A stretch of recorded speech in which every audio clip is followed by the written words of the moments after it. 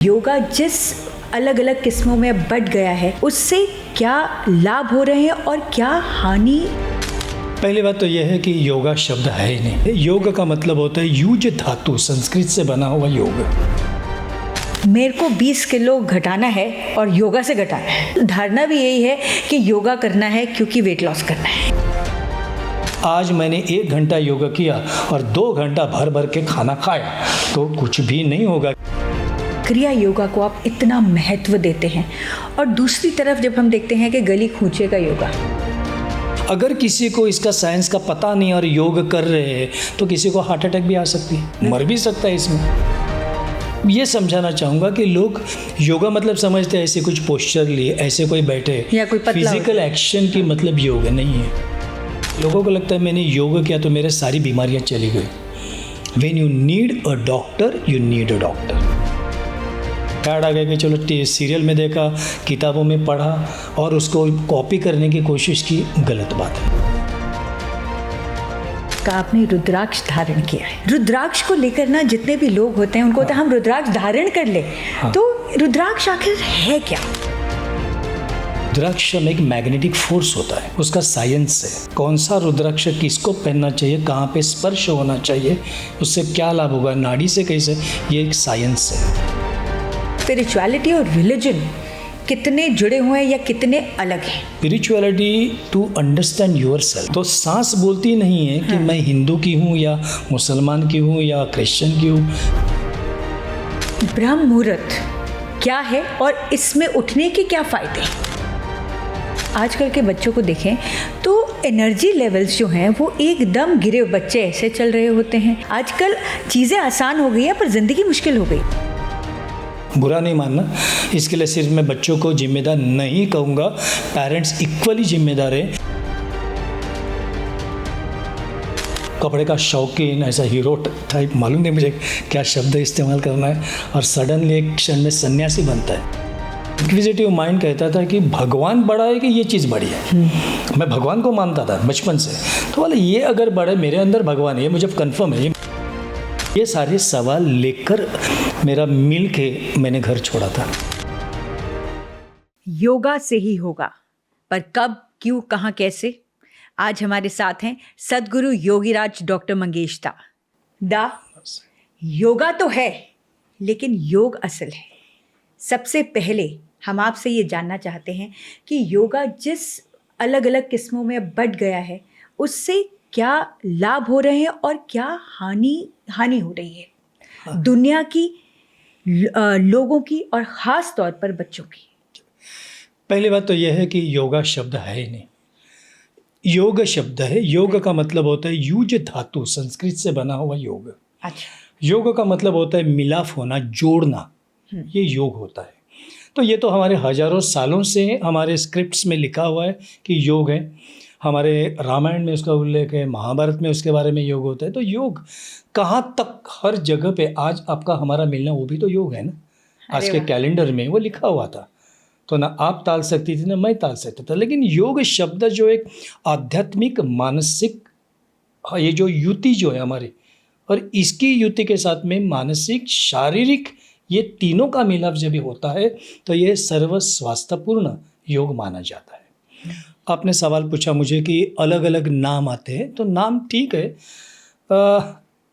2,500 साल पहले जब पतंजलि ऋषि ने दिए थे कि यम, नियम, आसन, प्राणायाम, प्रत्याहार, धारणा, ध्यान, समाधि, अष्टांग योग समाज के लिए सामने रखा।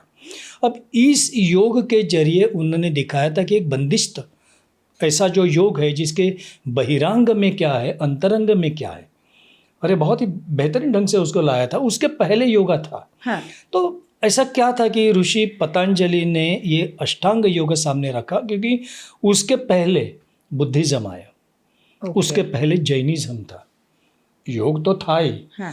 लेकिन सब जानते हैं कि जैन जो मार्ग है बड़ा स्ट्रिक्ट है, आज भी बहुत स्ट्रिक्ट वो फॉलो कर रहे हैं। बिल्कुल। हाँ। बुद्धिज्म ने थोड़ी सी शिथिलता आ गई, थोड़ा सा रिलैक्स होके आप करो। अपनी वीणा के तारों को इतना मत कसो कि वह टूट जाएं और इतना मत ढीला छोड़ो कि वह उनमें से सुर ना निकले। बहुत बढ़िया। हाँ। तो ये उसका मिलाप रखने के लिए पतंजलि ने रखा कि यम, नियम, 2 यम के 5 पार्ट, नियम के 5 पार्ट। हाँ। हमने कितनी भी तपस्या की और इंसान का स्वभाव ही नहीं बदली हो गया, हाँ, तो क्या फ़ायदा। क्या फायदा। तो उसमें 5 मतलब कि जो भी चीज़ है कि अहिंसा, सत्य, अस्तेय, ब्रह्मचर्य, इन चीज़ों का कैसे पालन किया जाता है, so the attitude can be change. इंसान का एटीट्यूड बदली होना ज़रूरी है। दा आपने बोला जैसे कि पहले जैनिज्म था, फिर बुद्धिज्म में थोड़ा सा रिलैक्सेशन आई, जैसे हम Relaxation कहते आ हैं ना, पर अब कलयुग है तो कितनी रिलैक्सेशन दे सकते हैं हाँ, कि नहीं। हम योग को योगा ही बना दें। हम हमारा जो असली गूढ़ हमारा योग है जी। उसको हम पावर योगा बना दें। जी, बिल्कुल बिल्कुल सही कितनी आप कह रही रिलैक्सेशन हैं। आप दे सकते हैं। क्या होता है कि it has become a very commercial trend nowadays. लोगों के पास अट्रैक्शन तो आ गया है, लेकिन उसको मेरी दुकान आपसे दुकान से भली कैसे, अच्छी कैसे, इसमें लोगों ने ब्रांडिंग शुरू किया। वो भी सब ठीक है, इट्स ओके। इसके पीछे का शास्त्र जो है वो निकल नहीं जाना चाहिए, क्योंकि अल्टीमेटली ह्यूमन बॉडी ये शारीरिक धर्म है। शारीरिक शरीर में क्या है, उसके जो भी हमारी पाचन संस्था है, हमारी न्यूरॉन सिस्टम है, इसके साथ हमारा डाइजेस्टिव सिस्टम है, एंडोक्राइन सिस्टम है, ये मिलकर हमारा सारा शरीर है। अगर किसी को इसका साइंस का पता नहीं और योग कर रहे हैं तो किसी को हार्ट अटैक भी आ सकती है, मर भी सकता है इसमें। जैसे अभी पीछे आप बता रहे थे, एक वाकया था कि कोई योग कर रहे थे और जी उससे जी, उनका रिसेंटली हाँ, घटना है कि किसी ने वर्ल्ड रिकॉर्ड किया या और कुछ किया और ज़्यादा करना है, तो इस मामले में अनफॉर्चुनेटली ये बात हो गई। तो मेरा सबको कहना ये है, योग बेहतरीन है, बहुत अच्छा है, उपयुक्त है, लेकिन इस योग में आप अच्छे मार्गदर्शक के साथ में योग करें तो आपको लाभ मिल सकता है। सदगुरु जी, मेरा जो अगला सवाल है ये, जिसे हम कहेंगे कि बिल्कुल ऑन डिफरेंट पोलैरिटी है। एक तरफ आपका जो हम देखते हैं कि क्रिया योगा को आप इतना महत्व देते हैं, और दूसरी तरफ जब हम देखते हैं कि गली खूंचे का योगा।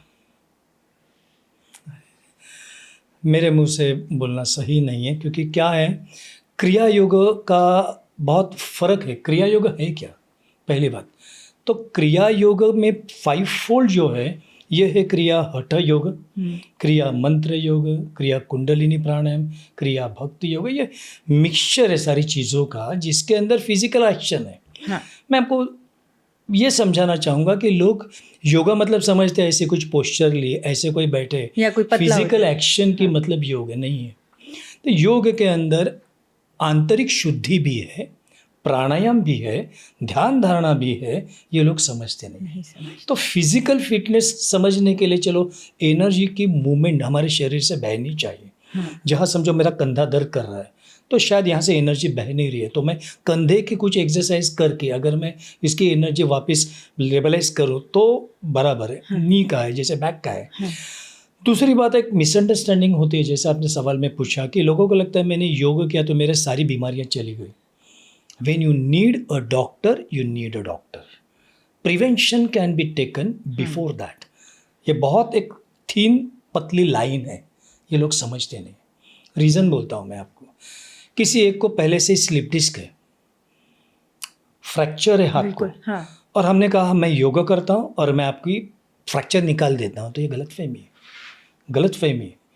तो ये गलत चीज़ जानी नहीं चाहिए, नहीं जानी चाहिए। दूसरी बात ऐसी है कि क्रिया योग क्या सिखाता है, क्रिया ये ज़्यादातर एक स्पिरिचुअलिटी का मार्ग है, आध्यात्मिकता का मार्ग है। यहाँ ध्यान धारणा को ज़्यादा महत्व है।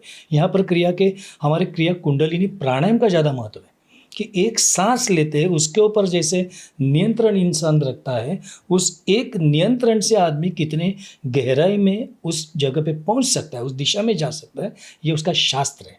यहाँ गुरु शिष्य नाता है। और जनरल योगा जो होता है, जनरल फिटनेस का योगा होता है। इस योगा में ठीक है, जो आसन है, फिटनेस है, उसके साथ में उसके में ही है एक्चुअली शुद्धि की प्रक्रिया है, धोती है, उपवास होता है उसके साथ में, या ये चीज़ें होना चाहिए। अगर क्रिया योग नहीं भी कर रहा है तो वो करते वक्त भी ये चीज़ें होनी चाहिए। नहीं तो होता क्या है, लोग वहाँ पे लोगों का देखते हैं, आजकल एक फैड आ गया कि चलो सीरियल में देखा, किताबों में पढ़ा और उसको कॉपी करने की कोशिश की, गलत बात है। वो उल्टा बैकफायर हो सकता है। इसीलिए अच्छा मार्गदर्शक का होना, जो सचमुच एक उसके अंदर तज्ञ है, उसके देखरानी के अंदर योग होना चाहिए। तो गुरु जी, जैसे आप अलग अलग जगह विचरण करते हैं, अलग अलग लोगों से मिलते हैं, तो सबसे पहले तो हम ये जानना चाहेंगे कि आपको हिमालय योगी कहते हैं, तो आपका हिमालय का जो एक्सपीरियंस है, उसके बाद ज़मीन पर उतर के आना, अगर हम बात करें महाअवतार बाबा जी से आपका सीधा संपर्क रहा है, सबसे पहले तो हम उनके बारे में ज़रूर जानना चाहेंगे। ये एक योगा योग बोलूँगा मैं, या हमारी डेस्टिनी में कुछ बात होती है। हमेशा हम कहते हैं कि आपको एक्सेप्ट होना चाहिए कि आपका जो पिछला जन्म क्या है, वहाँ की क्या कर्मभूमि है। कभी कभी कुछ किस्से ऐसे होते हैं आपको पता नहीं कि कल क्या होगा, नेक्स्ट मोमेंट को क्या होगा। वैसा वो योगा योग था मेरा। योग की बात चलते योगा योग कहूँगा कि उसी वक्त मैंने घर छोड़ना, मेरा मुझे मालूम नहीं था इनका नाम बाबा जी है। फिर घर छोड़ने के बाद उस अवस्था में मैं कहाँ से घर से बाहर निकलना, वो जो एक ट्रेन आ गई वो पकड़ना, या रादर मैं कहूँगा मैं नहीं गया, उन्होंने बुलाया, उन्होंने बुलाया, अरे वाह, उन्होंने बुलाया। तो वहाँ जाके, और मैं बहुत ही उस समय की बात कह रहा हूँ कि मैं बहुत एनालिस्टिक, बहुत स्टबन, किसी को भी ऐसे एक्सेप्ट नहीं करूँगा मैं कुछ, किसी के विचारों को। स्ट्रॉन्ग पर्सनालिटी मेरी। वो जो बोला मैंने एक्सेप्ट किया, उनके साथ मैंने पीछे पीछे मैं चला गया मैं। और मुझे ऐसा लगा, मतलब जो मेरे सवाल थे सारे, घर छोड़ने की वजह मेरे सवाल थे।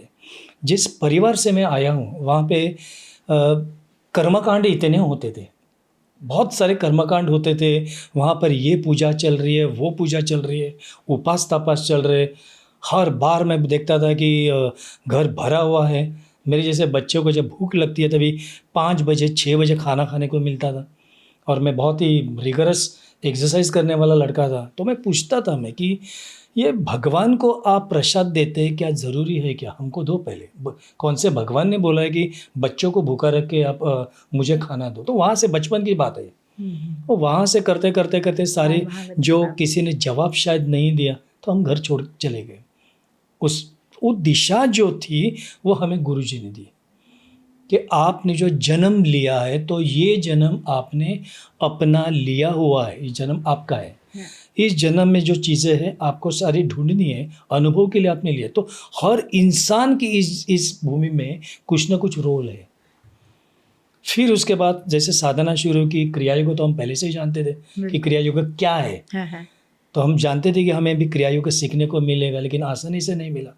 काफ़ी उसने परीक्षा ली हमारी। सारी जो मनस्थिति जो थी पहले स्थिर की, एक्टिव था, एक जगह से दूसरे जगह पे जाना। पहली बार आपका संपर्क हुआ, आपने आपकी जो आंखें हैं महाअवतार बाबा जी से मिली, तो वो पहला क्षण कैसा था? मैं सिंपल वर्ड में बोलूँगा कि आई वॉज ज़ैप्ड, या रादर आई हिप्नोटाइज करने का कैसे होता है वैसे था। अदरवाइज मैं वही बोल रहा था, मैं क्यों मानूँ? जब हाथ उनके कंधे पे रखी, ऐसी भूखा था मैं सुबह से। खाने के 4 बजे मैंने घर छोड़ा था, वो कुछ भी नहीं खाया था। 16 रुपये थे जेब में मेरे रहे हुए। और उसके बाद में मैं मानता गया, प्रसाद दिया वो पहला खाना। उसके बाद में मैंने देखा, उनके पीछे पीछे गया, एक ट्रक आया, हम लोग वहाँ उसमें बैठ गए। उसके बाद मुझे मालूम नहीं, मैं सो गया था मैं। अच्छा। उसके बाद आँख खुली तो मैं त्र्यंबकेश्वर के एक जगह पे था, किधर वहाँ से वहाँ कैसे गया मुझे नहीं मालूम है इसमें।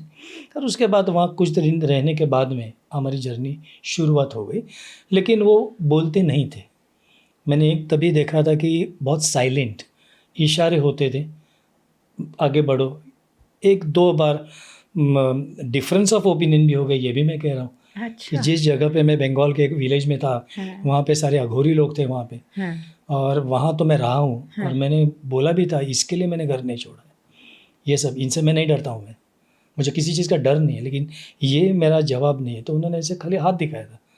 उसके बाद में प्रवास शुरू हो गया। बाद में पता चला वो क्या कहना चाहते थे, कि आपको कहाँ जाना है, क्या है आपका रूप, भूमिका क्या है। वो भूमिका से करते करते करते एक मोल्डिंग था।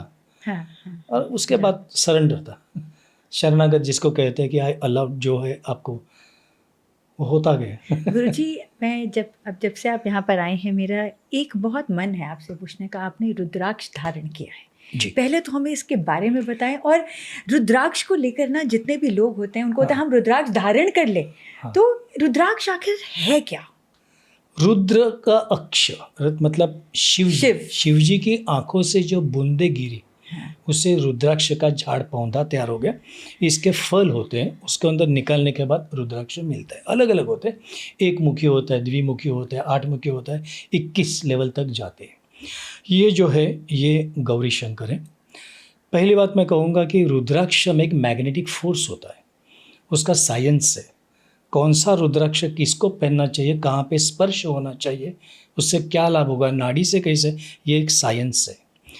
लेकिन मैंने जब ये गुरुजी के साथ में रहा, मैंने कभी भी रुद्राक्ष नहीं डाला, ना ही गुरुजी ने कभी पहना, ना मेरे किसी गुरु बंधु ने कभी पहना। हम लोग इसके ऊपर बिलीव नहीं करते थे, उसकी वजह बोल रहा हूँ मैं। We due respect to this.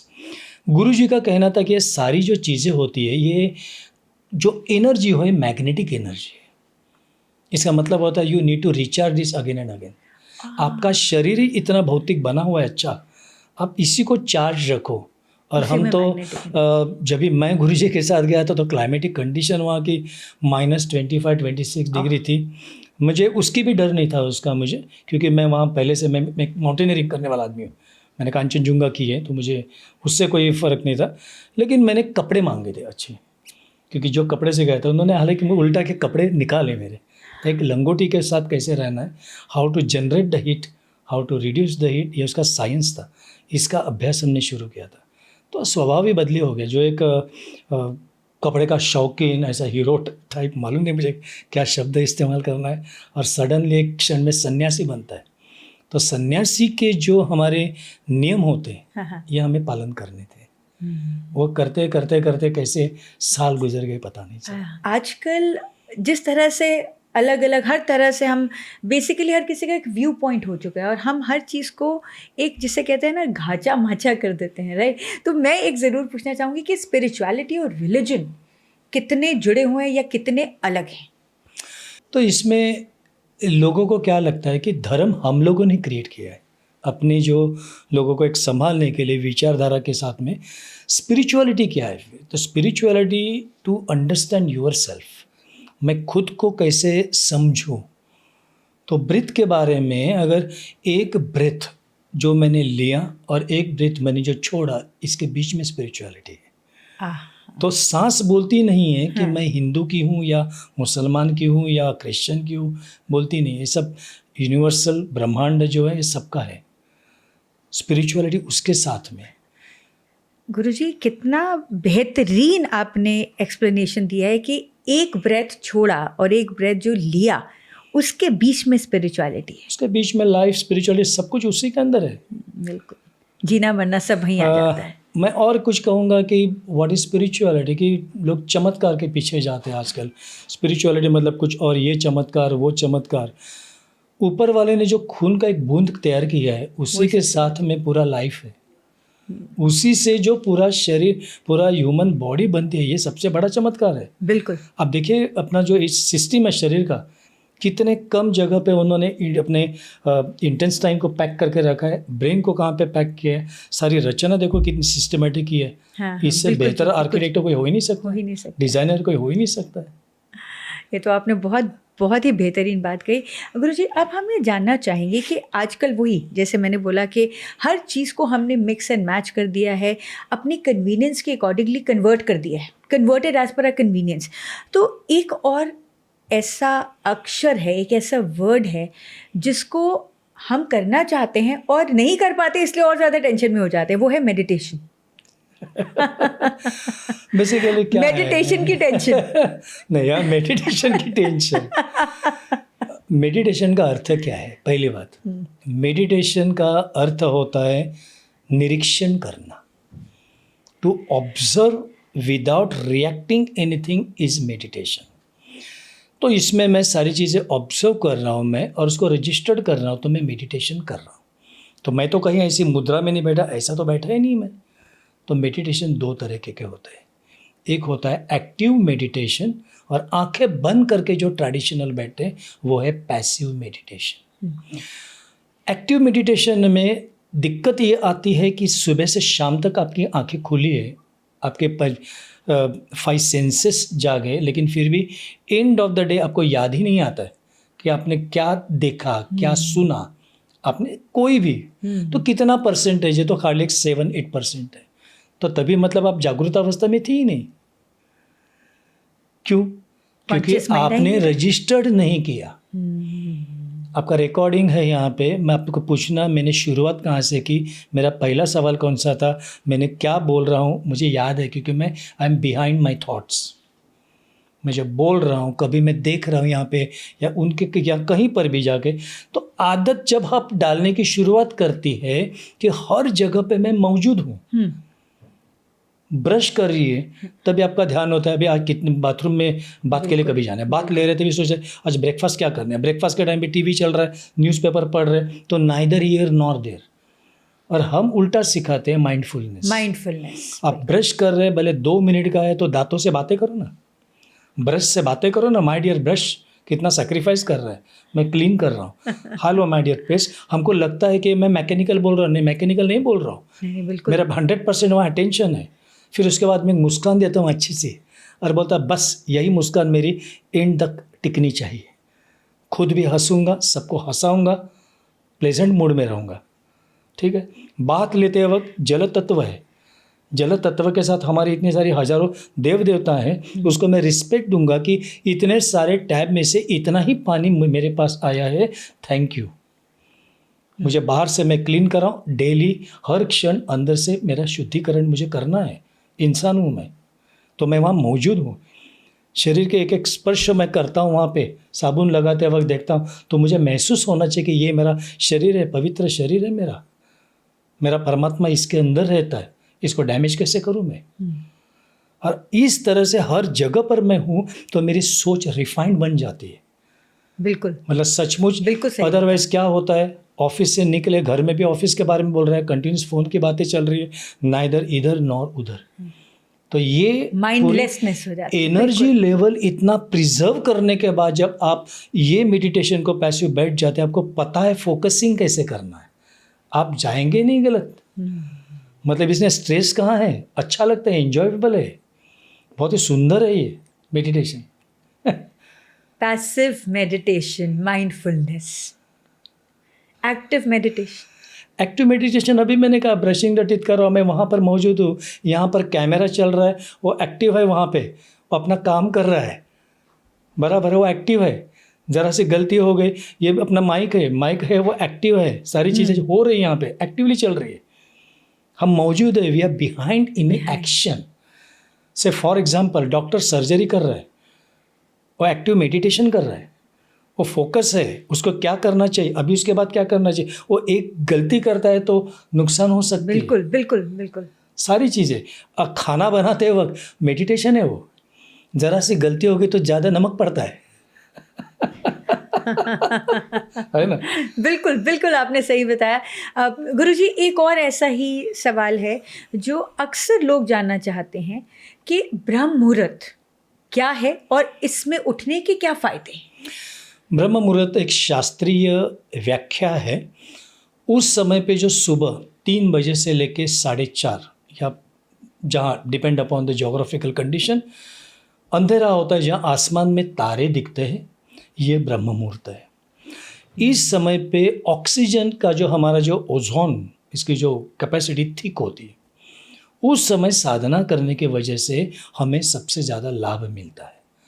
इस समय पे स्नान करने के अलग अलग रिवाज होते हैं। तो यहाँ पर जो ऋषि स्नान अलग होता है पहला, उसके बाद में यक्ष स्नान अलग होता है, इसके बाद में मानव स्नान होता है सूरज उगने के पहले का, उसके बाद में जो स्नान करते हैं वो दानव स्नान होता है। दानव स्नान अभी जो सोचो, मतलब जो करते हैं, लेकिन ये उसका एडवांटेज वो लिया जाता है। तो जो सूर्योदय से पहले आप अपना जप तप और स्नान कर गए, उसका लाभ बेहद है। और उसके बाद पहली बात तो देखो, हमने नींद अच्छे से निकाली, हमारे सारे इंद्रिय जो है बहुत ही फ्रेश है। हाँ। हमारा मौन है, हमारी सारी सिस्टम है, उसने विश्राम लिया हुआ है, इसलिए उस समय पे जो साधना के लिए बैठेगा उसका सर्वाधिक लाभ होता है। गुरुजी, मेरा अगला सवाल ही भूल गई मैं, ये भूलने की आदत से कैसे बचा जा सकता है?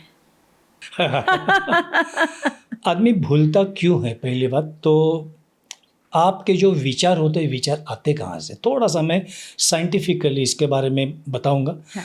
हमारे ब्रेन के अंदर न्यूरॉन्स होते हैं। न्यूरॉन्स, मिलियंस ऑफ न्यूरॉन्स है। इनका काम होता है सारा संदेश पकड़ना। आप जो विचार करते हैं वो दूसरे न्यूरॉन को देता है, बीच में एक मीडिएटर होता है, हाँ जी, न्यूरो कनेक्टर होता है।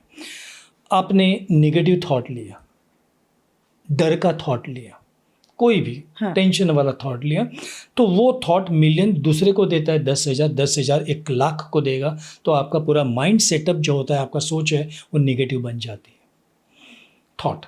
अब इसके लेयर्स होते हैं अलग अलग, और इसके साथ में सबकॉन्शियस माइंड और कॉन्शियस माइंड। अभी जो हम बैठे, हम देख रहे हैं, हम सुन रहे हैं, ये कॉन्शियस माइंड है। लेकिन पहले मैंने बोला था कि कॉन्शियस माइंड ही सोया हुआ है, क्योंकि वो 92% तो याद ही नहीं आ रहे। ये भी तो सत्य है ना। अब इसका परिवर्तन कैसे पहले करें? हाँ। और जब हम सो जाते हैं तब ये सबकॉन्शियस माइंड 100% जाग गए, ये 100% जाग जाता है, इसलिए आपके उसके ऊपर नियंत्रण नहीं है। बिल्कुल। तो नियंत्रण करने के लिए आपको आपके न्यूरॉन्स के ऊपर नियंत्रण होना चाहिए, इसीलिए माइंडफुलनेस है। तो जब मैं कुछ चीज़ कर रहा हूँ तो मैं कन्फर्म हूँ मैं कर रहा हूँ। मैं आपके पास आंखें बाहर जाते हैं, आप कोशिश करो ना उसको पढ़ने की, भले आपके काम की हो या ना हो। एक झाड़ भी दिखता है तो मैं देखूंगा उस झाड़ की तरफ कि वो डार्क ग्रीन कौन सा है, बॉटल ग्रीन कौन सा है, बस का नंबर क्या है। हालांकि मुझे कोई लेना देना नहीं है, लेकिन मैं देखूंगा, मैं रजिस्टर करूंगा उसको सेकंड्स में, आधे सेकंड में। ये आदत होनी चाहिए हर एक को। तो आप रजिस्टर्ड है, you are present, you are behind everywhere, you are giving your 100%। तो 100% देने वाला आदमी भूलेगा कैसे? हाँ, क्योंकि वो लेयर्स के ऊपर लेयर चढ़ रहे हैं, रजिस्टर्ड नहीं होते।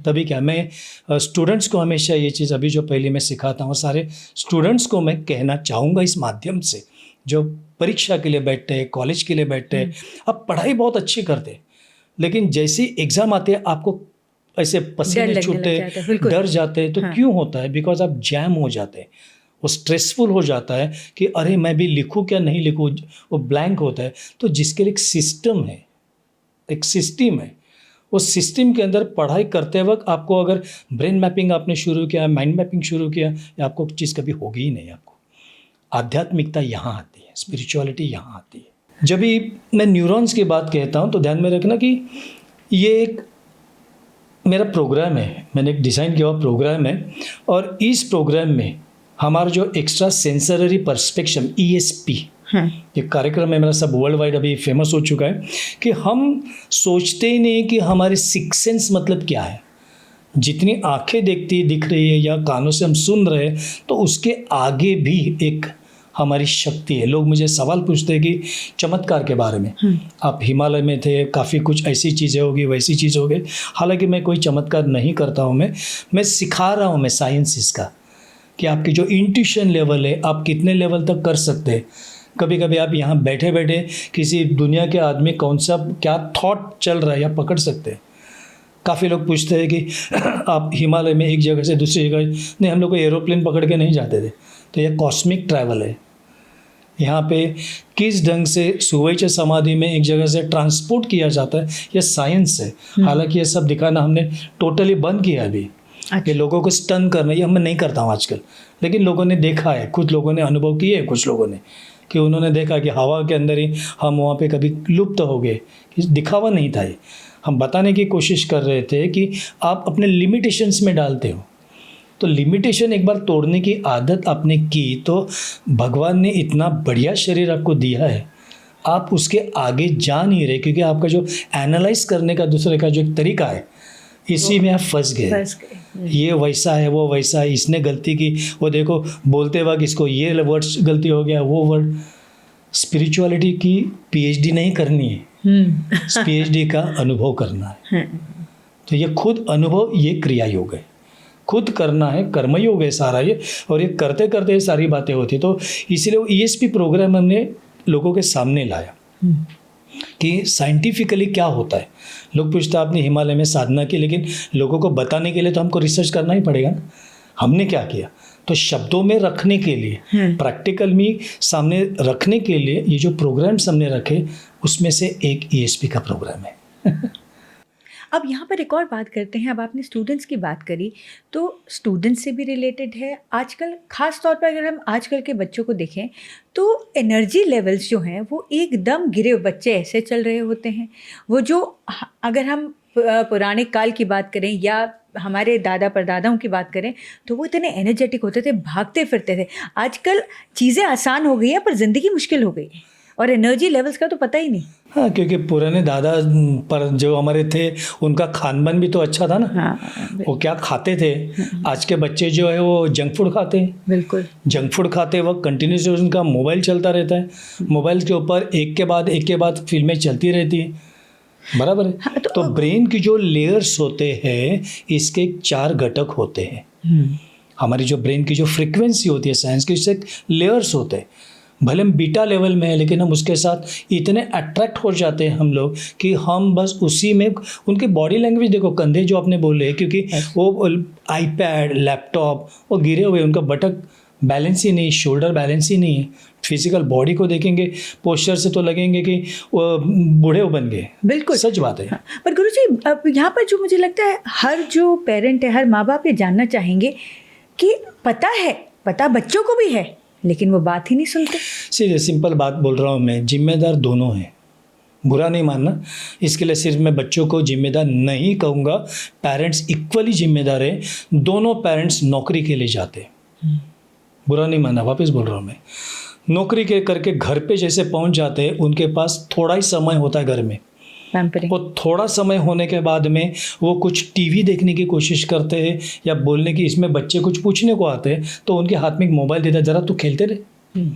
सत्य है ये, मैंने देखा है। फिर बच्चे को आदत लगे, चलो कुछ गेम चल रहा है, गेम खेलते बैठे, फिर ये दोनों की बातें होती है या टीवी चलता है ज़्यादा, या टीवी ज़्यादा उनका फैमिली समय खाता है कि नहीं? बिल्कुल। कितनी फैमिलियाँ ऐसी है जो एक दूसरे के साथ बातें करती है कि ये समय हमारा है, टीवी का नहीं है। टीवी जगेंगे, सब साथ में बैठ के टीवी देखेंगे। बातें होना ज़रूरी है एक दूसरे के साथ। तो एडोलेंस जब भी आता है बच्चों का, एक 11-12 ईयर से लेके 18-19, बच्चे पेरेंट्स से छुपाने की कोशिश करते हैं। देखो आप पहले आपके साथ बहुत अच्छे से बातें करते हैं लेकिन वो छुपाते, क्यों छुपाते? उनको फ्रेंड के साथ शेयर करेंगे। तो आप उनके दोस्त बन जाओ। बच्चों के आप दोस्त बन जाएंगे तो उनको लगेगा, एक कॉन्फिडेंस उनके साथ आ जाएगा कि यस मैं गलती भी कर रहा हूँ तो भी मेरे पेरेंट्स, माता पिता, मम्मा पापा मेरे साथ में। तो ये होना चाहिए कि उनको। दूसरी एक बात, मैं पॉजिटिव भी बात करूँगा, मैं क्यों नेगेटिव सोचना का। बच्चे का आज का जो एक कुछ चलन ढलन मैंने देखा है, because of computer, because of इनकी सोच अपने से आगे है। तो कभी कभी आपके प्रॉब्लम में उनकी भी तो राय ले लो ना, उनको अच्छा लगेगा। बिल्कुल बिल्कुल, बहुत सही बात बोली है आपने। बिल्कुल इस बात से मैं बिल्कुल सहमत हूँ गुरुजी। ये बहुत बड़ी बात है। ये पेरेंट्स अगर बच्चों को अपने भी डिसीजन में इन्वॉल्व करें तो बच्चों को भी लगेगा कि ये भी तो योग है ना। बिल्कुल बच्चों के साथ बात करने का आज योग आया मुझे। कितने बार ऐसा होता है कि एक दूसरे के चेहरे नहीं दिखते कभी। किताबों को कितना महत्व समझते हैं? किताब अच्छी बात है, बहुत अच्छी बात है। इनफैक्ट किताब को हमारे बुजुर्गों ने भी कहा है सारी चीज़ें कि आप किताबें पढ़ो, अच्छी किताबें पढ़ो, संस्कार होते हैं उससे। सिर्फ मेरा एक ही कहना है कि किताब पढ़ने के बाद आपके कुछ क्वेश्चंस जनरेट होते हैं कि आपने पढ़ा कुछ और उसके बाद में मुझे सवाल आ गया, तो मैं हर बार उस लेखक के साथ मैं पूछ नहीं सकूँगा मैं कि भाई मुझे आई एम स्टक हियर, मुझे आई डोंट गेट आंसर, तो आंसर मिलते नहीं। तो किताब गाइडलाइन होती है। अनुभव खुद का आगे बढ़ाता है आपको लेने के, लेकिन वो चॉइस सही होना चाहिए। एक गुरुजी हम बात कर रहे थे, अभी संदीप सर से भी बात कर रहे थे, तो उन्होंने बहुत ही इंटरेस्टिंग वाक्य हमको सुनाया कि जैसे लोग आजकल क्या सदियों से चला आता है लेकिन अभी भी चला हुआ आता है, वो है अंधविश्वास। तो चौराहे पे एक एक्सपेरिमेंट भी हुआ था। उन्होंने कहा कि चौराहे पे उन्होंने कहीं पर पॉट होल था, तो वो चाहते थे कि उस पॉट होल को हम बंद कर दे, लोग फिर भी ऊपर से जाए जा रहे थे, तो उन्होंने उसके ऊपर नींबू और मिर्च रख दिया। लोग सारे आजू बाजू से गए, लेकिन हमने सुना है कि आपने उस नींबू को उठा के उसका नींबू पानी बना के दिया। आपके कान तक पहुंच गए। क्या होता था बचपन में, जहाँ मैं रहता था, यहाँ पर काफ़ी उस समय पे बातें होती थी दहीसर में, और वहाँ पर छोटे थे हम, और मैंने पहले ही बोला खान पीन का हमारे बहुत भूख लगती थी, बहुत एनर्जेटिक थे। तो कहीं जगह पे कोकोनट फोड़ के रखा हुआ है, उसके बाद में नींबू के ऊपर से टाचनी होती है ना, पीन डाली है, वो डाला हुआ है। तो मैं हमेशा पूछता था, और मुझे मेरी माँ बोलती थी उसको क्रॉस नहीं करना, भूत आता है, उधर ये नहीं करना, पड़ोसी बोलते थे उधर नहीं जाना कर। तो मेरा इंक्विजिटिव माइंड कहता था कि भगवान बड़ा है कि ये चीज़ बड़ी है। मैं भगवान को मानता था बचपन से, तो बोले ये अगर बड़े, मेरे अंदर भगवान है, ये मुझे कन्फर्म है, ये मेरे अंदर भगवान है, ठीक है। तो मैंने, मेरे ख्याल से 7-8 साल का था, मैंने सारे फ्रेंड्स को लेकर गया, मैंने वो नींबू निकाला, धोया, काटा, अच्छे से जूस करके पिया मैंने। अब किसी को ज़रूरत नहीं थी मेरी किसी घर वालों को चुगली करने की। उसके बाद में डंडे से मारा 7 साल के बच्चे को, और चलो ये एक बार हो गया। उसके बाद मैंने कलिंगड़ खाया, फोड़ा हुआ था। उसके बाद मैं कोकोनट तो रेगुलर में खाता था मैं, बोल के मैं, मुझे मिला नहीं किसने चुगली की हो, एंड तक मिला नहीं किसने की, लेकिन मैंने खबरदारी ली कि कौन, लेकिन फिर भी वो घर पे वापस मालूम पड़े तो डेली कर रहा है, जहाँ जहाँ ढूंढ के भी खाने लगा है। फिर तो किसी ने किसी भगत को बुलाया घर पे, और झाड़ू से मुझे, मोरपंख झाड़ू उससे मारा है मुझे, ऐसे धुपाया ऐसे, और बोला इसके अंदर भूत आ गया है वगैरह। इसके बाद में एक्चुअली मैं, आई थिंक मैं 8.5-9 साल का था। हमारे दहसर में भूत बंगला था, कोई अंदर नहीं जाता था रात के टाइम पे। मैं जानबूझकर अमावस्या की रात को उधर मैंने गया अंदर। ये खबर फैल गई, और हमारे यहाँ पतरे की चाल थी, तो चाल में एक ही बहुत होती है, तो ऐसा एक क्या बोलते हैं, खाना खाने का जो होता है ना डिश, उसके ढैंग ढैंग ढैंग ढैंग ऐसी उसकी बारे, वो दवंडी जैसा पीटा। मैं गया था वहाँ पे, हालांकि कोई अंदर नहीं है, सब लोग बाहर थे, मेरे घर वाले, बाजू के पड़ोसी, मैं अंदर बैठा था। मैं भूत किधर है, मुझे भूत देखना ही था मुझे, एक बार मिल ही लेता हूँ मैं। कोई आए, लेकिन 3:30-4 जैसे बज गए, मेरे पिताजी अंदर आए और मेरी बहुत पिटाई की बहुत पिटाई की। मैंने खाली एक ही सवाल पूछा था, आप मेरे पिताजी है, आपका बच्चा भूत बंगले में बैठा है, आप उस समय के अंदर आके मुझे क्यों नहीं बचाया? 4 बजे 4 बजे क्यों आए? उस समय 12 बजे 1 बजे आप क्यों नहीं आने? If you love me, if you care for me, तो father should have entered, anybody should have entered and take your son out. आप आए नहीं, तो डर किसके अंदर है? और पिटाई हो गई। तो ये सारे सवाल लेकर मेरा मिल के मैंने घर छोड़ा था, सवालों के जवाब के लिए घर छोड़ा था। जवाब मिलने चाहिए हर एक को। तो इसलिए बोलता हूँ मैं, जो नौजवान है, यंग जनरेशन जो है, इनको अगर जवाब ही नहीं देंगे और आप ज़बरदस्ती बोलेंगे ये रिवाज है, ये रिचुअल्स है, ये फॉलो करो, वो फॉलो, आप बता दो ना क्यों। You tell them. ऐसा क्या है कि आप कभी मरने के बाद में आप रखते हैं, कौवे के लिए रुकते, कौवे के क्यों बुलाते, आप पोपट को, तोते को क्यों नहीं बुलाते, बाकी को क्यों नहीं कौवा? तो उनको बता देना चाहिए कि कौवा क्या काम करता है। समाज में, सोसाइटी में, हमारे नेचर में कौवे का योगदान कितना है? सबका योगदान है। जैसे सांप का योगदान है, आपके खेत के अंदर के चूहे खाता है, आपको बचाता है आपका खाना, तो मित्र है हमारे। लेकिन ऐसा ये नहीं कि चलो आओ मैं तुझे कुछ करता हूँ तो मुझे काट ले। कहाँ पर इंटेलेक्ट रखना चाहिए, ये समझ में आना चाहिए। बिल्कुल बिल्कुल।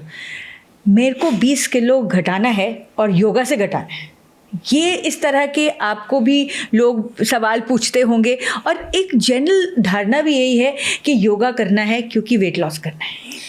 सबको मैं ऐसे कहूँगा, योग किया और मेरा वेट कम हो गया, ये 100% सही नहीं है। ओके। योग आप क्या कर रहे हैं? योग के अगर पोस्चर वाइज आप आसन करते हैं तो आसन हमेशा स्लो किए जाते हैं। कंस्ट्रक्शन उसका जो होता है वो स्लो होता है, उसका पीक होता है आसन का, उसकी स्टेबिलिटी आप 10 काउंट या 20 काउंट ये आप रख सकते हैं, ठीक है। तो इससे आपको शेप आ जाएगी बॉडी का। जो आपका फैट्स कहाँ पर है? ज़्यादातर आपका पेट का जाता है, आपके हाथ का जाता है, थाइस का जाता है, पीछे का चला जाता है, बैक की तरफ चला जाता है। तो स्ट्रेचिंग जितना आप करोगे उतना वो फैट्स आपका थोड़ा थोड़ा शेप में आ जाएगा। मैं हमेशा कहता सर, मैं बीच में इंग्लिश, हमारी हिंदी नहीं अच्छी नहीं है तो माफ़ करना। तो ये जो शेप लेते वक्त क्या होता है कि टोनिंग आ गया, शरीर का टोन आपका मिल गया।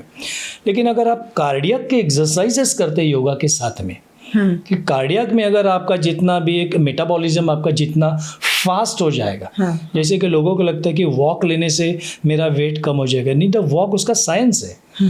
ये सबके लिए नहीं है। जिसको हमेशा स्लो प्रोसेस चालू होती है, जब भी आप चलते हैं तो चलते वक्त आहिस्ता आहिस्ता जो आप 20 मिनट की शुरुआत करो, फिर 25-30 कैपेसिटी के हिसाब से, उसके बाद में 45 एक 45 नंबर की न्यूमरोलॉजी, 45 मिनट आप जब भी चलेंगे और आप देखेंगे कि आपने 4.5 किलोमीटर का फासला आपने पार किया, तो समझना आपकी सेहत जो है अच्छी है। लेकिन आपका पहले प्रयोग होना चाहिए 15-20 मिनट से, इमीडिएटली नहीं होता है, तो स्टैमिना बढ़ जाता है इससे।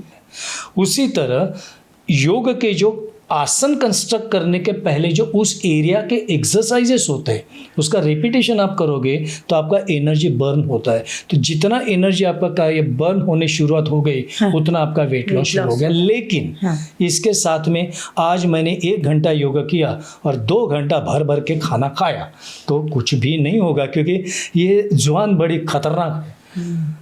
जुबान बड़ी खतरनाक है, या तो बोलती है तो खाती है। तो उसके ऊपर या ग्लाइडिंग के ऊपर क्या आप डाल रहे हो उसके, तो आप 2 चम्मच आप घी खा लो, आपको कुछ नहीं होगा। लेकिन वही आप अगर घी या ऑयल है उसको फ्राई करोगे तो आपका जो पूरा अंदर की जो सिस्टम है आपकी, वो आपकी ख़राब होने वाली है। तो हमें सोचना चाहिए कि एक मैं अच्छा लगा, टेस्ट अच्छी लगती है, कुछ खाया मैंने, तो वो ऑयल में कितनी बार पहले ऑयल फ्राई हुआ है। बिल्कुल। तो ये लाइफस्टाइल डिजीज की तरफ तो ये लाइफस्टाइल डिजीज में सबसे पहले आप बॉइल्ड चीज़ें खाओ। जो एक सबको मैं कहता हूँ कि आपका ब्रेकफास्ट जो है ये ज़्यादा करो। कितने टाइम पे होना चाहिए, तो सुबह उठने के 8 बजे के आसपास आपका ब्रेकफास्ट होना चाहिए। वो ब्रेकफास्ट में क्या होना चाहिए, प्रोटीन कितना परसेंटेज होना चाहिए, वो आप ध्यान में रखो। उसके बाद में आपके कार्बोहाइड्रेट कितने परसेंटेज होने चाहिए, एसिड फैट्स कितने होने चाहिए, ये उसका एक बैलेंस रखना है। आप एक्सरसाइज करते हैं तो भी और नहीं है तो भी। उसके बाद में लंच जो है आपका थोड़ा कम करो, रिड्यूस करो। और आपका जो डिनर है वो आप सनसेट के आसपास अगर आप लेते थोड़ा सा, उसके बाद आप कुछ भी नहीं खाएंगे, आपके लिए ज़्यादा बेनिफिट मिलेगी। क्योंकि आपने जो खाना खाया उसको ग्लूकोज में कन्वर्ट हो गया। ग्लूकोज सबसे डेंजरस जो होता है वो आपका लीवर होता है। लीवर डैमेज होता है, इसीलिए आपको बाकी बीमारियां होती है, इसीलिए आपका वो डायबिटीज से लेकर सारी बातें होती है। तो जो मेन पार्ट आपका लीवर है, उसके ऊपर आप कितना बर्डन करते हो। हम लोगों को कहते हैं भाई एटलीस्ट आप सोने के लिए सो जाते हैं, रेस्ट लेते हैं, आपकी सिस्टम कभी रेस्ट लेगी। तो 15 दिन में उपवास करो ना, थोड़ा नहीं खाया मैंने बस, लेकिन हम लोग उपवास मत बोलने के बाद खुश होते हैं सारे जन, हाँ साबूदाना का ये मैं वही जानना चाहते थे हम कि उपवास का मिल गया। मीनिंग क्या है उपवास मतलब आपने पहली बात रेस्ट दी अपने इंद्रियों को, उस परमात्मा जिसकी वजह से मैं यहाँ पर, उसके साथ मेरा सहवास है अभी, उसके अंदर वो रहता है। तो सिस्टम की वजह से मैंने शुद्धि की उसकी। और उसके बाद में जितना मैं लाइट फूड खाता हूँ उस दिन वो बेटर है। दूसरी प्यूरिफिकेशन धौती की है। 15 दिन के अंदर आप थोड़ा जल पी के उसको वॉमिट करो और थोड़ा सा उस दिन हल्का खाना खा लो। उसकी एक शास्त्र है ये, how to do the purification of this thing. कई मरतबा प्राणायाम में लोग इतना गलती करते हैं, कपालभाति करो और आपका वेट लॉस हो जाएगा। कपालभाति प्राणायाम है ही नहीं है, कपालभाति क्रिया है। तो वो भी आपको 5 से लेकर 7 मिनट मैक्सिमम करनी है। तो कपालभाति 5 से 7 मिनट, क्योंकि जिसका ब्लड प्रेशर हाई है उसका ब्लड प्रेशर हाई होने वाला है, ब्लड प्रेशर बढ़ेगा उसकी वजह से। तो कौन से सीज़न में करना है, कभी करना है। आप जब ये एक्सेल सांस छोड़ते रहते हैं, यहाँ पर प्रेशर आ रहा है, इट इज़ गोइंग अपवर्ड्स, तो इससे क्या हो जाएगा, डेफिनेट कपाल ये भाती है, इसको शुद्धि है। तो आप 1-1 घंटा तक अगर करते रहोगे उसमें तो बीपी तो बढ़ने वाला है, हार्ट के ऊपर प्रेशर बढ़ने वाला है। इसीलिए मैंने कहा कोई भी चीज़ करते वक्त एक तज्ञ आदमी होना चाहिए, जिसको साइंस पता होना चाहिए क्या कर रहा है, उम्र कितनी है, उसकी कैपेसिटी कितनी है। ये करोगे तो आप सदैव एकदम तजेलदार रहोगे, आपकी उम्र का अंदाज़ा नहीं आएगा क्या है। अब जैसे हम अगर आपकी उम्र गैस करें तो 45-50। अरे नहीं भाई, इतना मुझे बड़ा मत करो, मैं सिर्फ 67 रनिंग हूँ। ये सब योगा कमाल है, Yes, yes, और वो भी जी। क्रिया योगा। एक सेल्फ डिसिप्लिन होनी चाहिए, सारी सेल्फ डिसिप्लिन है। जीवन में रहो, आनंद ले लो जीवन का। जीवन का ऐसा मतलब नहीं कि अरे मैंने किया तो मैं कुछ ऐसे फ़कीर की तरह, भिखारी की तरह रहा तो मैं सिंपल हूँ, गलत फहमी है। आप सिंप्लिसिटी खुद के मन की होती है। बिल्कुल। आप टीका टीका टीका करते हैं हर एक के ऊपर, पहले क्रिटिसिज्म खुद के ऊपर करके लेते हैं। गुरुजी, यहाँ पर ना मेरे जहन में एक बहुत अहम सवाल आया है। अब देखिए, आपने बोला कि जो हम योगा करते हैं वह योगा बहुत हमें धैर्य के साथ, लेकिन उसके साथ किसी के सुपरविजन में करना चाहिए। जी। लेकिन हमारे हिंदुस्तान में अभी जैसे अगर किसी बच्चे ने साइंस की स्टडी करनी है, MBBS का हमारे पास डिग्री आती है, और जो MBBS पढ़ाते हैं वो सारे क्वालिफाइड होते हैं, जी। उसके बिना परमिशन नहीं है कि आप कोई सब्जेक्ट पढ़ा पाएँ। लेकिन योगा में आप देखिए कि आप पार्क में जाएं, हर जगह कोई ना कोई योगा लेके बैठा होता है। तो ये मुझे लगता है कि हमारे जितने भी लोग जो योगा को फॉलो करते हैं, अच्छा होने की बजाय ये उनका कहीं ना कहीं घाटा होता है। बिल्कुल। और वो गलत जो देखने के बाद दूसरा आदमी भी गलत ही करता है। तो ऐसे कोई रेफरेंडम नहीं पास कर सकते कि अलाउड ही नहीं होना चाहिए? नहीं, ऐसा नहीं है। हमारे गवर्नमेंट ने ऐसे कुछ किया नहीं। हमने काफ़ी कोशिश की है कि एक क्वालिफाइड, बिल्कुल अच्छे लोग हैं, ऐसे बात नहीं, आज काफ़ी अच्छे भी लोग सिखाने वाले हैं, लेकिन ये फ्रेम में जो लोग दायरे में रहते हैं वो करते थे। अभी जैसे मैंने कुछ साल पहले नेशनल कंपटीशन में हमने देखा था, या इंटरनेशनल कंपटीशन में हमने देखा था, बहुत अच्छे लोग करते हैं, काफ़ी अच्छे कर रहे हैं, लेकिन सीमित भाव में। अभी हमारे स्कूल में योगा चलता है ताकि वो स्कूल के एज से ही उनके ऊपर संस्कार आ जाए। हाँ। और उनके हम लोग एग्ज़ाम रखते हैं योगा की एज अ पार्ट। हमने तो सुझाव दिया कि कैरिकुलम में डालो आप बिल्कुल सब्जेक्ट, हाँ, ये होना चाहिए। हर सब्जेक्ट में सिखाया जाता है ज्योग्राफी क्या है, इतिहास क्या है, मैथमेटिक्स क्या है। कोई ये नहीं सिखाता है सांस कैसे ली जाए। कोविड के टाइम पे यही मुसीबत आ गई। किसी ने ये नहीं सिखाया था कि तुम्हारी जो सांस चल रही है वो सांस ली कैसे जाती है, सिखाया नहीं था। तो अपनी जो इम्यून सिस्टम जो है, निसर्ग ने हमें इतनी सारी चीज़ें दी है, हम उसका बेनिफिट ही नहीं लेते। बिल्कुल। गुरुजी, एक मैं आखिर में आपसे ज़रूर जानना चाहूँगी, कैलाश पर्वत का आपका एक्सपीरियंस। कैलाश पर्वत जो मेरी एम्बिशियस, मेरा ये जो प्रोजेक्ट था वो अलग था, क्योंकि कैलाश मानस में इसके पहले भी 8 बार जाके आया था। काफ़ी वो मुझे पता है, इनर कवरी आउटर। लेकिन मैं स्वच्छता के ऊपर बहुत भरोसा करता हूँ। मेरी स्वच्छता अभियान पिछले काफ़ी 26-27 साल से चल रही है। रास्ते के ऊपर जो थूकना है या गंदगी करना है, जिसके लिए मैंने काफ़ी मुहिम ली है। तो मैं जब भी कैलाश मानस जाता था बड़ा दुखी होता था कि वहाँ पर अंधश्रद्धा से लोग वहाँ पर सारे कपड़े फेंकते हैं, जूते डालते हैं, दारू की शराब की बोतलें मैंने देखी थी। और ये बरसों से मेरा दिमाग में था कि इसकी स्वच्छता अभियान ले लेंगे। तो काफ़ी प्रयास के बाद सारी परमिशन हो गई। फिर ये था हमारा मुंबई टू कैलाश मानस फाउंडेशन स्वच्छता अभियान। और उस स्वच्छता अभियान में हमने काफ़ी स्वच्छता किया, अवेयरनेस जागरूक किया, लोकल शेरपा को साथ में लिया। मेरे साथ जो टीवी चैनल की टीम थी उनके जरिए मैंने मैसेज दिया है। जब मैं परिक्रमा 52 किलोमीटर करके मैं अनंत चतुर्दशी को आया था, मैं तभी वहाँ से सैटेलाइट फ़ोन से मैंने लाइव मैसेज दिया है कि देखो इतना पवित्र दिन आज का है, तो बस आस्था होनी चाहिए, श्रद्धा होनी चाहिए, अंधश्रद्धा नहीं होनी चाहिए। जितनी अच्छी जगह पर हम जा रहे हैं वहाँ पर अगर ऐसे कचरा बिचरा गंदगी करेंगे तो क्या फ़र्क रहेगा? शिव जी कहाँ रहेंगे? कम से कम उनकी जगह तो उनको स्थिर रहने दो ना। बिल्कुल बिल्कुल। गुरुजी, ऑडियंस में बहुत सारे बच्चे भी बैठे हुए हैं, हम उनका एक सवाल ज़रूर लेना चाहेंगे। जी हाँ। So basically, mainly during exam times, the main problem as a kid I face is procrastination. कि मतलब अभी नहीं होएगा, अभी थोड़ी देर तक 5 मिनट तक बैठूंगी, पूरा खत्म कर लूंगी, आगे आगे टालते रहते हैं। Very good question. मैं अभी इसके पहले थोड़ा शुरुआत में बोल चुका हूँ। मैं सब स्टूडेंट्स के लिए मैं कहूँगा, आप पढ़ाई करते वक्त आप हार्ड स्टडी नहीं करना, आप स्मार्ट स्टडी करना। अब दोनों का डिफरेंस क्या है? हार्ड स्टडी मतलब सारे काफ़ी बच्चे ऐसे बैठ जाते हैं, मैंने 6 घंटा बैठे, मैं 3 घंटा बैठे, रात को कैसे जागा, कैसी जागी, आपकी मेमोरी में अगर याद ही नहीं रहा तो आपने वो क्या पढ़ा, कोई मतलब ही नहीं। तो उससे तरीका मैं सिखाता हूँ, मैं वो आपको इम्प्लीमेंट करो, फास्ट हो जाएगा। अब पढ़ने के लिए जब भी लेते हैं, कोई भी एक किताब आपने ली, तो चलो मैं ये किताब लेता हूँ, ये जो किताब है, अब ये किताब मेरी स्टडी की किताब है, ठीक है, इन्हीं की है, पायल मोहिंद्र जी की बहुत अच्छी किताब है ये। तो ये मेरी किताब है। अब मैं देखो ऑथर क्या करता है, जैसे मैं खोलता हूँ ये किताब, तो ये कौन सा चैप्टर है उन्होंने खुद ही लिख दिया यहाँ पे, walk and talk on the stage, ठीक है। अब मैं ये पढ़ने की कोशिश करता हूँ, तो इसके अलग अलग डिविजन्स है, तो हर डिवीजन में आपको एक हेडलाइन दिखाई देगी, तो ऑथर ने आपका काम ईजी कर दिया।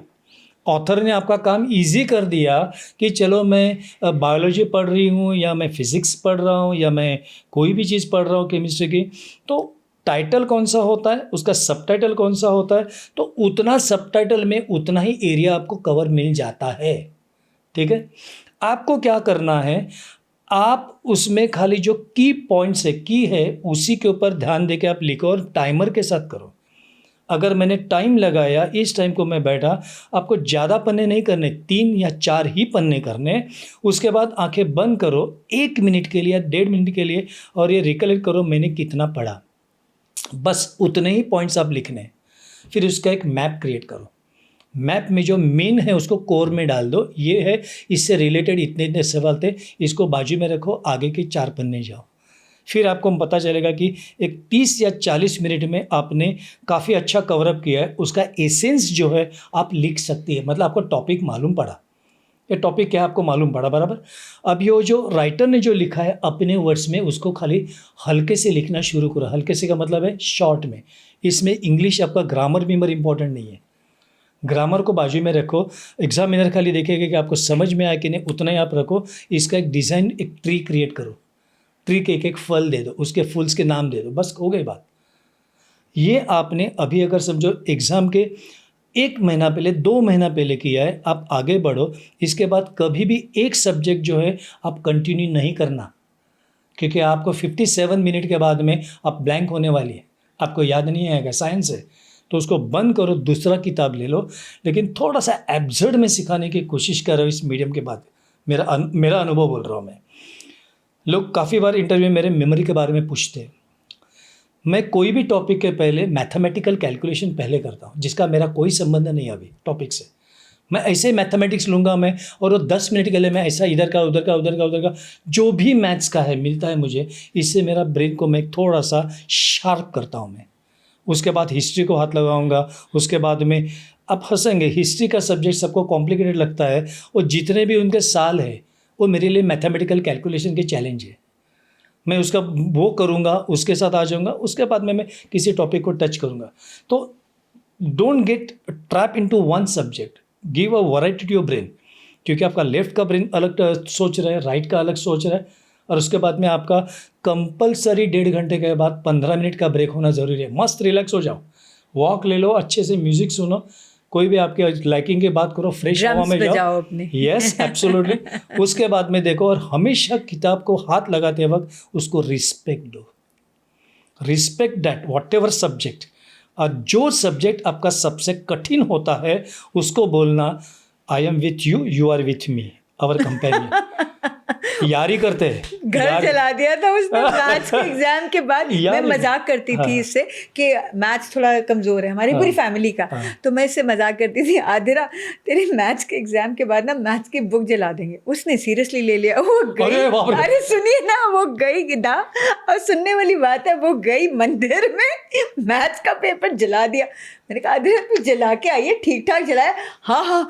मैंने कहा कुछ बदबू ने देखा पूरा मंदिर जल रहा है। नेवर। मैं हमेशा मैं सबको बोलता हूँ, नेवर। दुनिया के सारे विषय अपने हैं। तो उसको मैथ्स को अगर मैं सिंपल बोलता हूँ, मैं ज़िंदगी में आप स्कूल की कॉलेज का मैथ्स नहीं सोचना, ज़िंदगी के आखिरी सांस तक आपकी कैलकुलेशन है, चलती रहती है।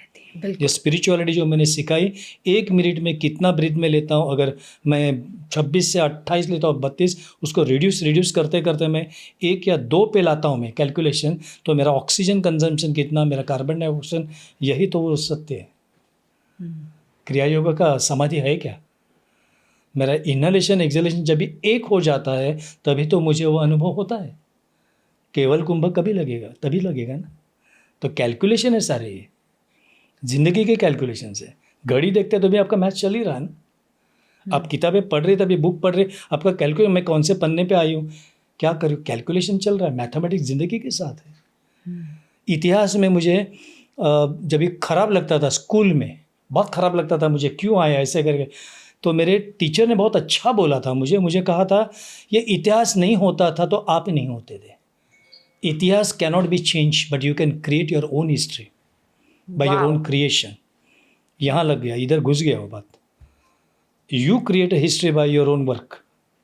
मैंने इंटरेस्ट लिया, बहुत इंटरेस्ट ले लो हर चीज़ में, कोई मुश्किल नहीं। गुरुजी, अब आखिर में हम हर किसी के दिल के करीब कुछ ना कुछ होता है, एक टॉपिक होता है, एक लाइन होती है, तो ऐसा क्या एक ख़ास मैसेज है जो आप हर बार चाहेंगे कि चाहे किसी भी वर्ग का हो, या बॉय हो, गर्ल हो, माँ बाप हो, उनके लिए क्या एक ख़ास मैसेज है आपका?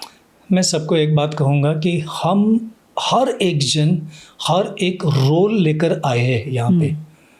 हर एक का एक रोल है, उसमें आप उसको ढूंढने की कोशिश करो। Give your 100% as a father, as a son, as a daughter, as a mother, ये सारी चीज़ें करो।